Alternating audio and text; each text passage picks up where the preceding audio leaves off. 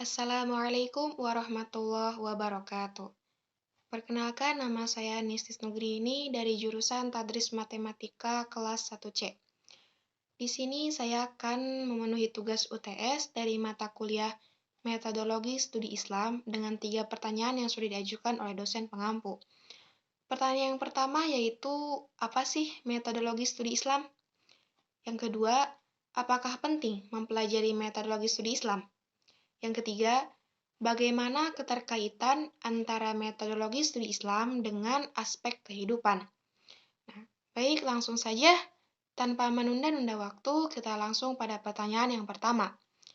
Nah, yang pertama, apa sih metodologi studi Islam? Metodologi berasal dari dua kata, yaitu metode dan logos. Metode sendiri berasal dari bahasa Yunani, yaitu meta yang berarti melewati dan hodos yang berarti cara. Sedangkan logos sendiri artinya adalah ilmu. Dapat disimpulkan bahwa metodologi adalah ilmu yang mempelajari cara untuk mencapai suatu tujuan. Lalu ada kata studi dan Islam. Studi berasal dari bahasa Inggris, dari kata study yang artinya mengkaji atau mempelajari, belajar. Islam berasal dari bahasa Arab, dari kata salima dan aslama. Salima sendiri mempunyai arti selamat, tunduk, dan berserah. Sedangkan salima juga mempunyai arti yang sama, yaitu kepatuhan, ketundukan, dan berserah. Maka dapat disimpulkan bahwa metodologi studi Islam adalah cara yang dilakukan untuk mempelajari tentang Islam dari berbagai aspek, baik itu ajarannya, sejarahnya, maupun pelaksanaan dalam kehidupan nyata. Lalu, apakah penting mempelajari metodologi studi Islam? Tentu saja penting, apalagi di zaman modern seperti sekarang. Banyak makhluk sosial lebih mementingkan urusan duniawi daripada urusan akhiratnya. Nah, berikut ini saya paparkan beberapa manfaat dari mempelajari metodologi studi Islam. Nah, yang pertama, memperdalam tentang ajaran Islam. Maksudnya, Islam itu kan luas, Islam itu kan dalam. Kita tidak hanya mempelajari tentang dasar-dasar tentang Islam, tapi kita mempelajari secara menyeluruh tentang Islam. Dari seperti apa itu Islam, bagaimana keluasan ajarannya, hal-hal apa yang harus kita lakukan dan tidak boleh kita lakukan sebagai seorang muslim, dan lain sebagainya. Kita lebih mengenal tentang apa itu Islam dan kita sebagai muslim. Lalu manfaat yang kedua yaitu bisa untuk memperdalam tentang pokok-pokok ajaran Islam yang asli. Maksudnya asli gimana?